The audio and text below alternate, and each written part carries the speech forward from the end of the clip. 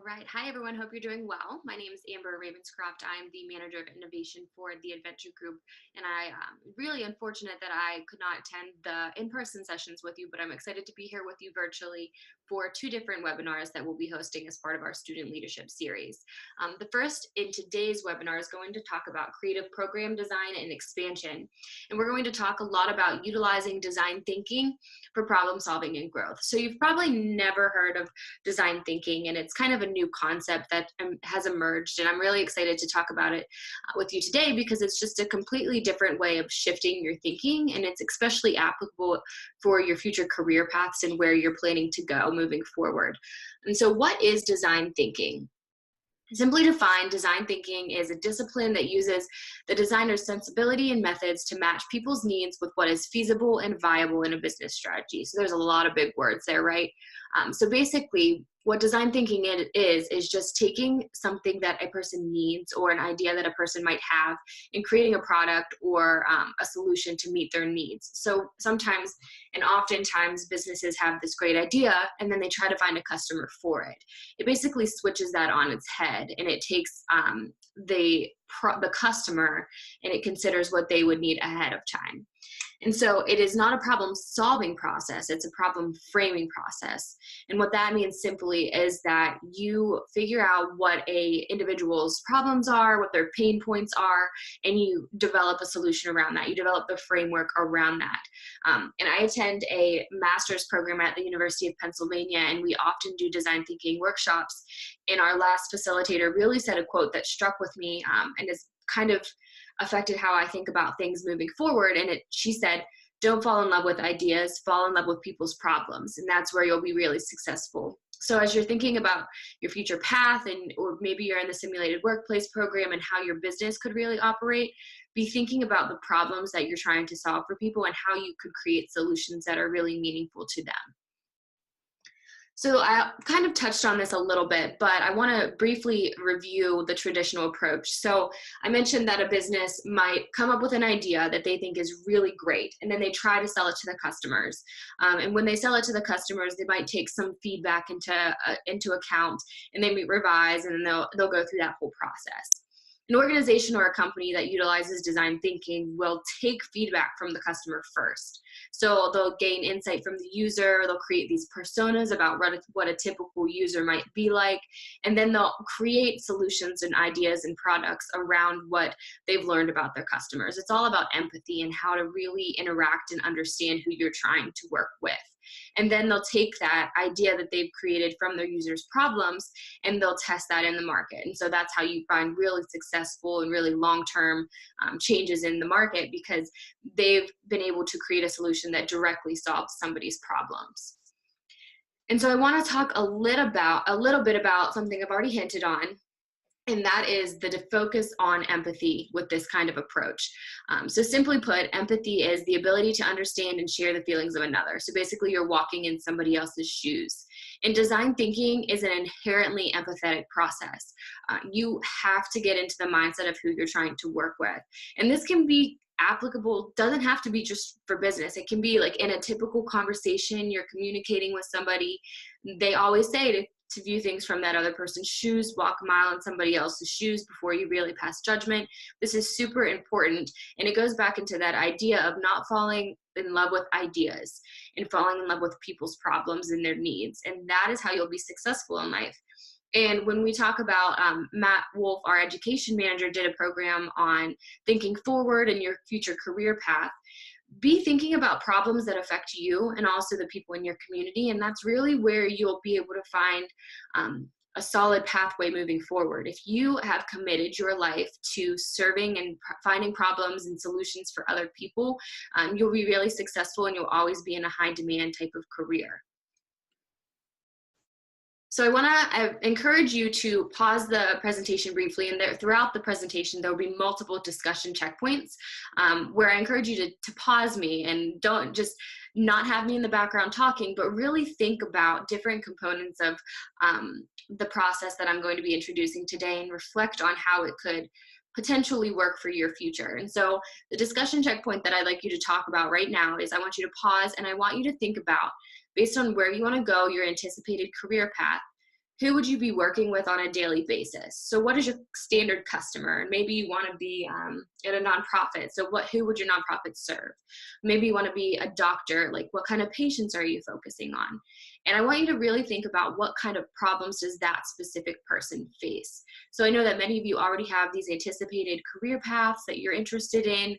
This is a process of using the design thinking kind of procedure to figure out who your final end user and who your final serviceable audience is in that career path. So please go ahead and pause and reflect on that.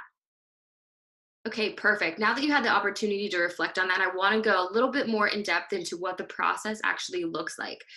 So in theory, design thinking says we observe and we gain understandings about our audience as the first two steps. So you take some time, for example, if you are a principal, for example, using this method, you take some time, you go visit the classrooms of your teachers, and you just observe and you gain insight from that process. And then the second step, understanding, is when you really take your observations and you have created something that is tangible that you can then develop and move forward on. So you understand the problems that are taking place, you understand the needs that are there for the people you're trying to serve through this process.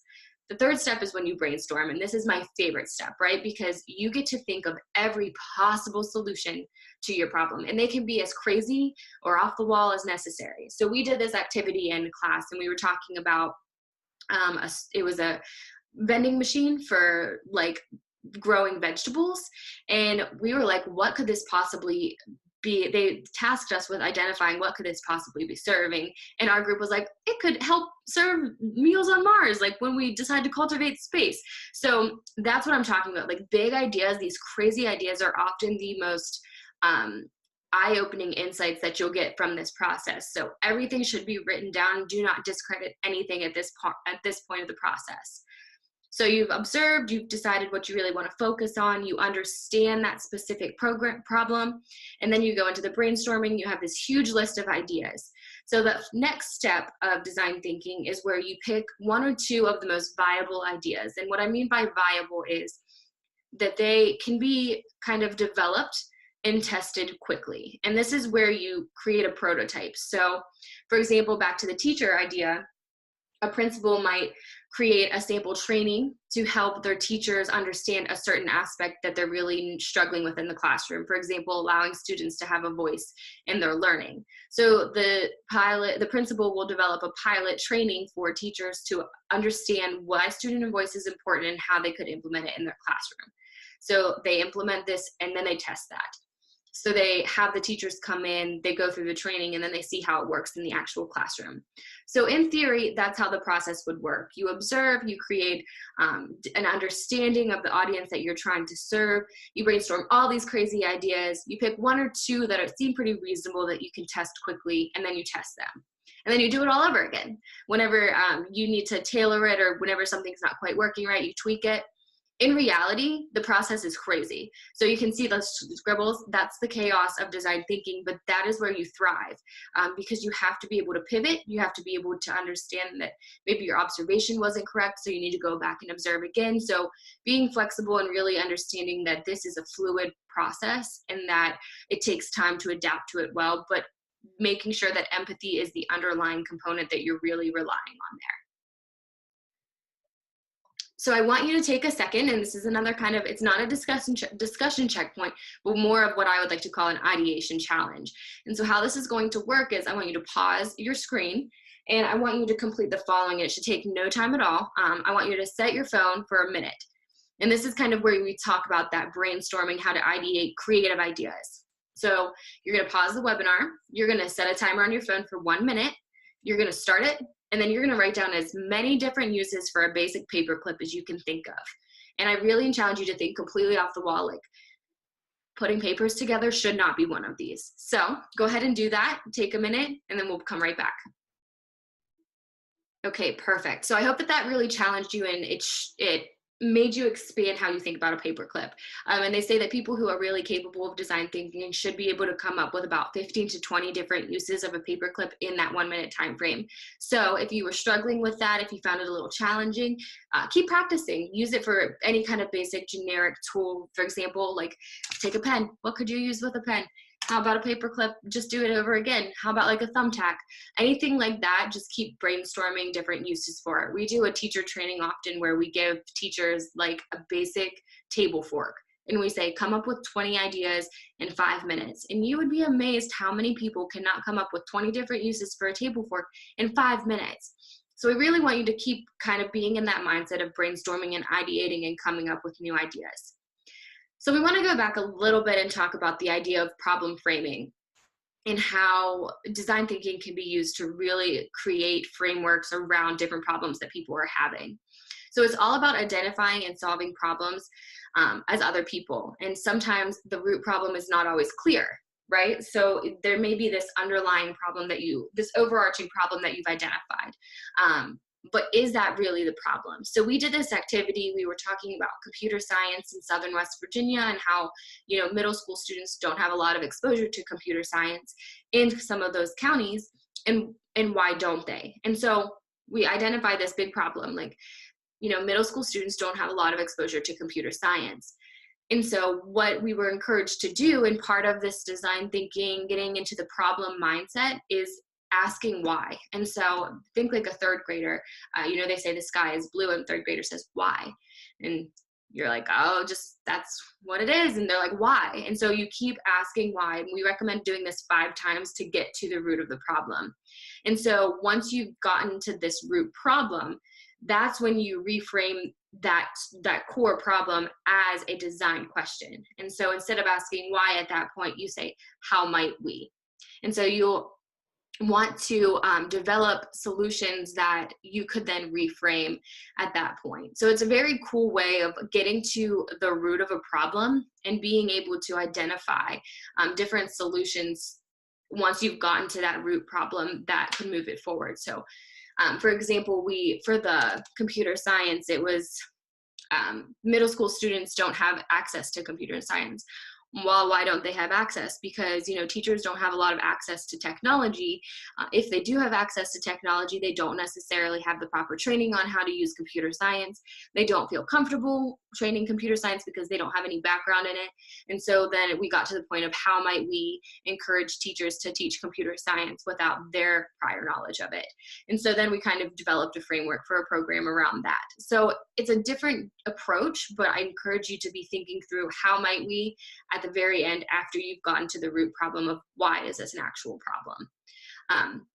And so we want to talk about, when we talk about solutions to the how might we question, we need to make sure that they are 3 different things. The first is desirable. So this means, do people want it? And this is super important, right? If nobody wants your product, nobody's going to buy it. The second one is viable. And viable is a kind of a big word, but just does it create value for them? So do they want it, and does it create value for them? Because sometimes people want something, but they don't necessarily need something. That's the difference between desirability and viability. And then feasibility is, will it actually work? Can you actually create it? Because if you can't create it, then it's not a viable product, and it's not going to be something that goes to market, or it's not going to be a career idea or a program idea similar to our computer science that will happen. So you really want to make sure that anything you come up with as a result of the design thinking process is both desirable, viable, and feasible. And that's kind of what the point of the 5 whys are, to get to the how might we that will then be all 3 of those components. So we're going to pause again, and we're going to challenge you to think about the 5 why process in your own life. And so I want you to, at this point, identify a pain point in your daily life. So think about, for example, think about Uber, right? So Uber was designed because people were annoyed that they couldn't find taxis. There were not enough taxis in their communities, and they just kept asking, why are there not? Why can't we create a system? We all have cars. Why can't we create a system where we do it ourselves? And then they quickly went, why? And then they went, how might we use this as an opportunity? And so Uber is actually a really unique company that realized that their pain point is a pain point with many others, and created a very viable, feasible, and desirable business because of their 5 why process and the how might we problem reframing. And so at this point, I want you to pause the webinar again and really think through a pain point in your daily life, complete the 5 why approach for your own individual pain point, and then kind of reflect on what this made you think about the problem itself, and also reframe to how might we reframe it as a design question. So go ahead and pause the webinar at this point and please complete that activity.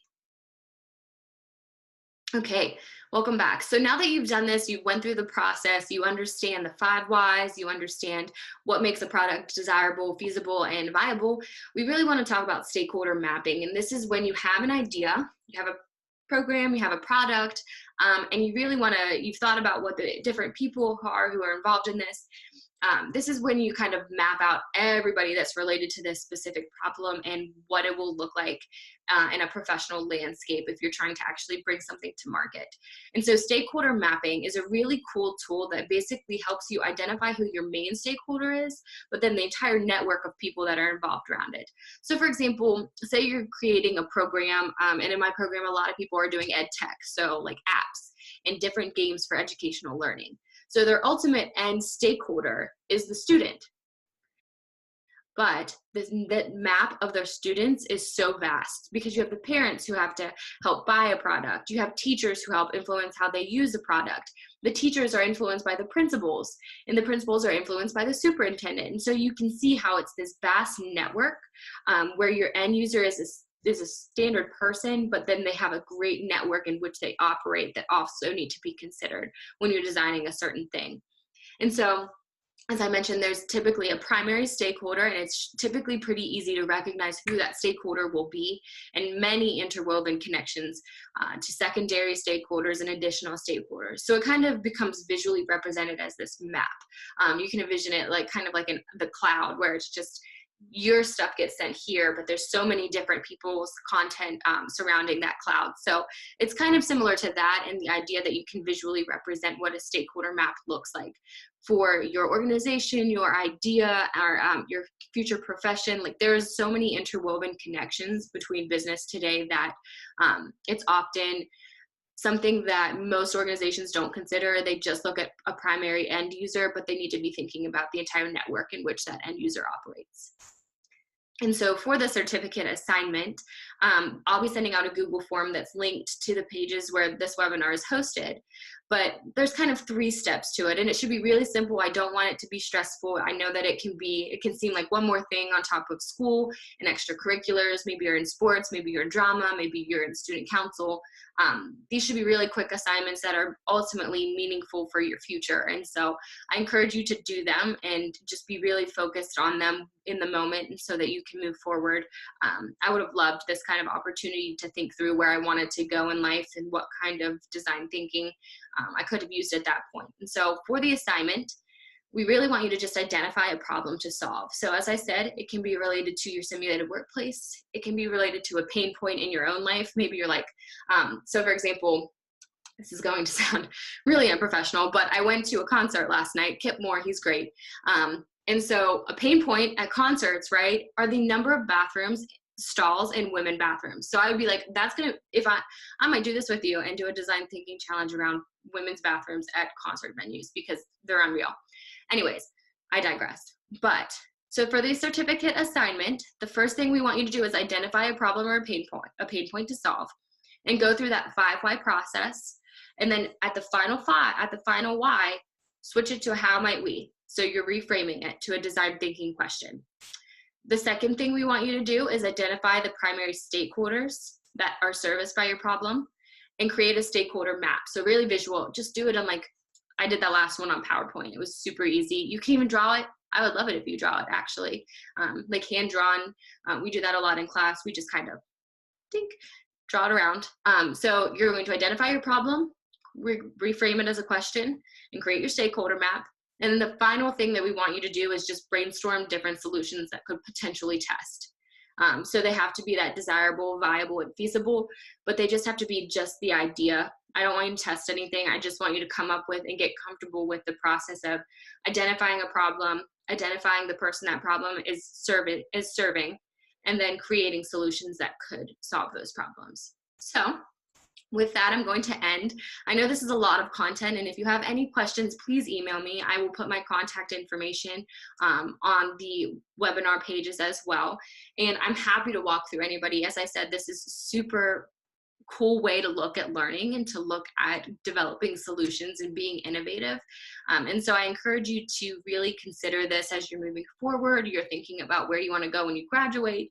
You're thinking about maybe you want to be an entrepreneur. This is a great process for you to understand if you're interested in starting your own business. And so I'm happy to talk with anybody, mentor somebody. I would love to be a resource for you all. And so thank you for your time and best of luck with the activity. If you have any questions, please feel free to contact me. Thank you.